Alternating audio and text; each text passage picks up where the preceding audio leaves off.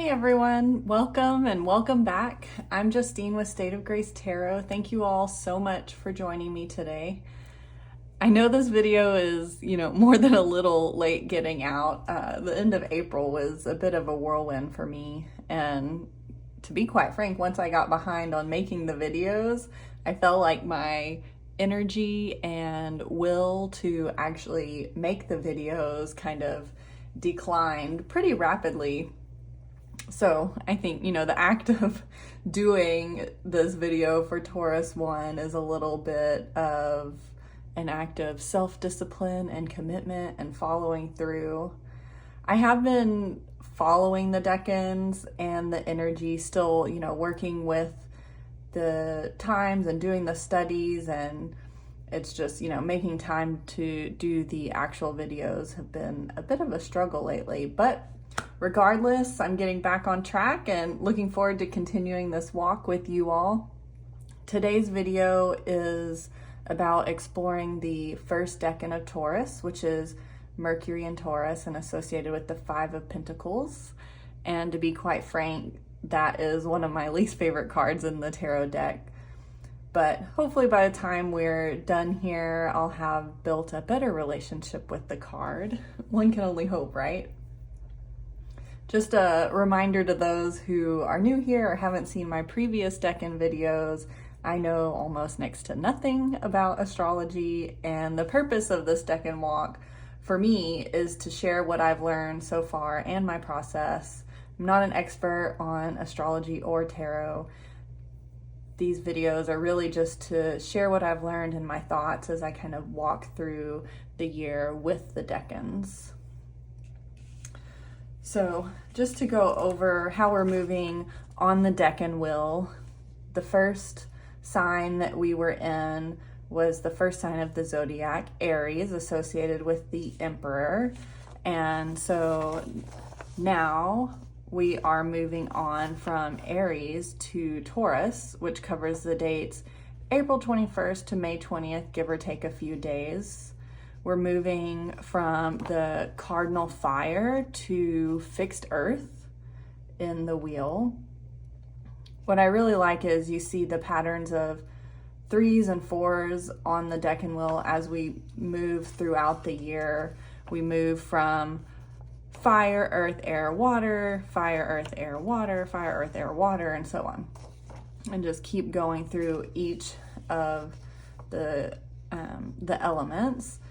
And as we move through each of the elements, we move through the modalities as well. So we go cardinal, fixed, mutable, and so on. And even within each of the decans, the 2, 3, 4, the 5, 6, 7, those in of themselves are kind of cardinal, fixed, mutable within that decan.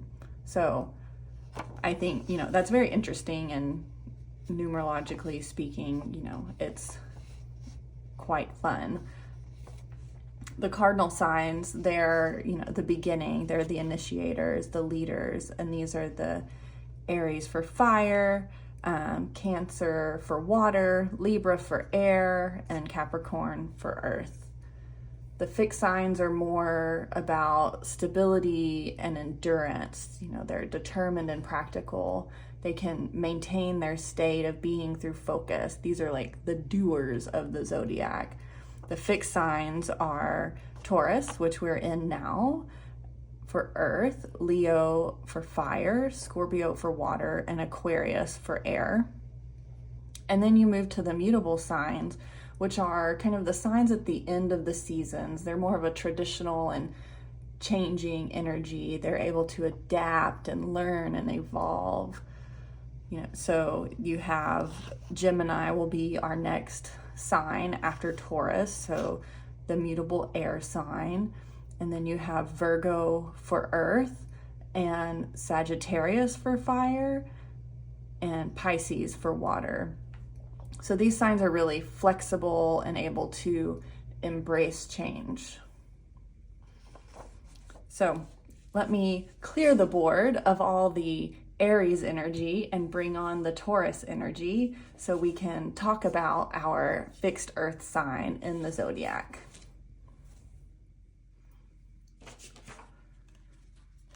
So in our wheel of the year, we are in Taurus, which is the fixed earth sign. And if you think of earth signs, they really deal in practicality and nature. It's of the physical realm. And so Taurus season is the time to really ground ourselves and take action to make our dreams into reality.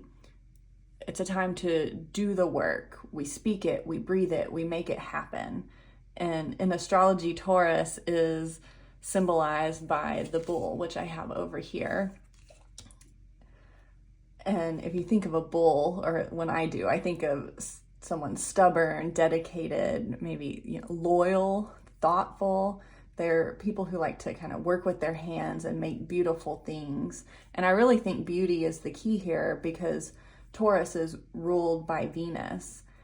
And in the guidebook for celestial bodies, this deck, it describes the energy as softness and strength and softness. And so I really like that. There's kind of an inner core that is strong, but you can still be soft and see the beauty. There's a structure to it. The four hooves of the bull are planted firmly in the earth. And so Taurus energy is kind of like the slow, deliberate, and taking time with your thoughts to reason things out, to make new discoveries, and really taking pleasure in that slow, sensual energy. Taurus are known for being on time every time. When you like your routine and you get stuck in your ways, Taurus energy is about kind of avoiding change. It's less flexible. You're not going to move this bull. The bull will decide when it moves.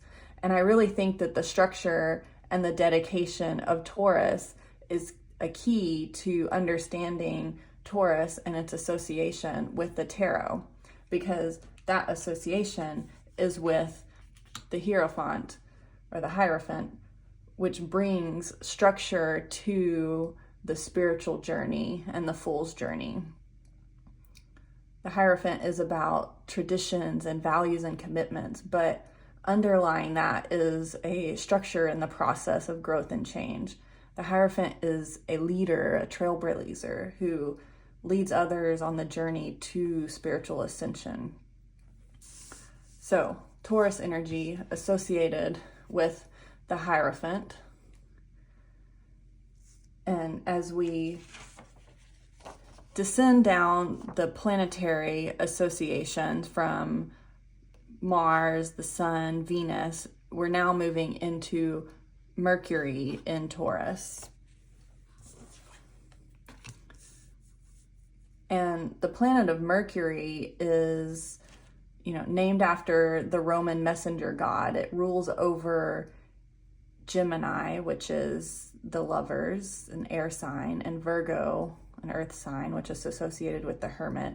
It's about communication and commerce and cognizant thought. It's about word and deed. It governs language and learning and writing and being able to communicate. It's the energy that conveys information and connects ideas and inspires art. Really, it's, things that give shape to the content of our mind, so our internal realm, and the ability to project it outward, which I think is key to seeing how it's associated with the tarot, because it's associated with the Magician. And to me, the Magician is all about manifesting your ideas, taking all the tools and parts around you to make something out of what seems to be nothing. The Magician doesn't really need a structure to connect with the divine, to universal energy. The Magician knows they are connected, and that it just takes an act of their own will to make things happen. The Magician is about self-empowerment, which somewhat contradicts the energy of the Hierophant, who's about empowerment through tradition and and legacy and structure, right? The Magician is creative and action oriented, and they don't let the rules get in the way of achieving their goals. So you can see how this kind of chaotic magician energy and Mercury energy would affect the structure and traditional energy of the Hierophant. And that's how you would get the minor arcana that is associated with this decan, which is the Five of Pentacles. Now, one thing that I thought was interesting to look at as I was kind of going through all of this, if Mercury and the Magician is so chaotic when it's in Taurus, where else does the Magician's energy and the Mercury energy show up throughout the year? So we also have it in Cancer, which is the Three of Cups, which is, about community and bringing things together and really the growth of your emotions. So I feel like that's a more positive energy. And then we have it also in Virgo, mutable earth, in the Ten of Pentacles, which is more about legacy and realization and like laying a foundation for the future. So also to me, pretty positive. And then we also have it here in Sagittarius for the Eight of Wands, which is really about momentum and change and bringing that energy and momentum into being through passion. So also pretty positive. And then we also have it in Aquarius, a fixed air sign, which is the Six of Swords, a card about kind of moving on. It's an escape, a freedom. So maybe a little bit less positive, but still bringing positive action into a situation in my mind. So I really feel like this is kind of the most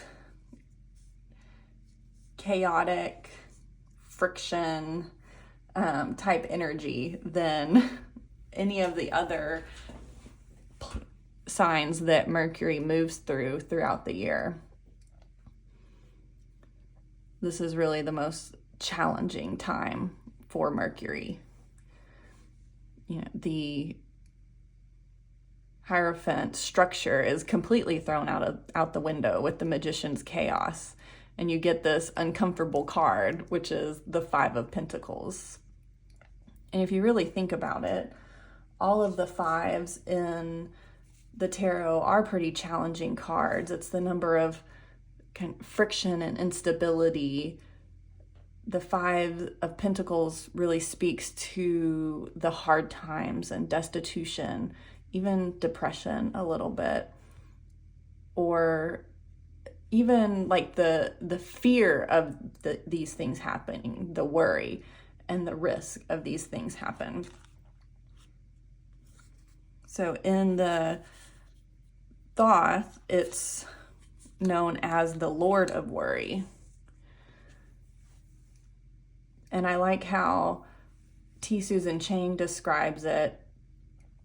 When you get this card, give this card what it needs. Take preventative measures, work constructively, not destructively.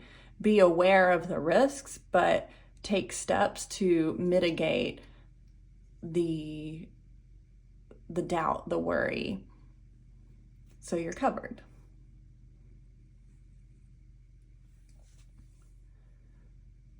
I really think this journey through Taurus is an interesting one because we have the Five of Pentacles, which is the Lord of Worry, and then we have the Six of Pentacles, which is the Lord of Success, and then we have the Seven of Pentacles, which is the Lord of Failure. And one way to see this is three separate paths: worry, success, failure. And it's really a time in Taurus to take a look around and find that middle path, that path to success. and making sure you're being vigilant and assuring you're not veering off into worry and doubt or into failure. And there's a balance that can be achieved in this situation. So in the Five of Pentacles, it's a really good time to focus on how we shift this challenge instead of like really dwelling on the corrosive, negative energy that really depletes our sense of security and peace. Take the things that we learn from the hardships and rise above the ashes to shake these shadows free. I feel like it's a time for, taking action, taking concrete steps to actually do something and not staying in that woe is me victim mentality. Do what you can, no matter how small it may seem, but do something. So even if it's, going out and walking the block to clear your mind, just do something. It's that earth energy, the energy of taking action in the physical realm. Go out and create, dig in the dirt with your hands, build a budget, do something to shake off the cobwebs and get busy rather than dwelling on how things could go wrong and worrying and letting your anxiety get the best of you. That's the energy that I've been working with through this first decan of Taurus. But I wanted to say thank you all so much for exploring this decan with me today.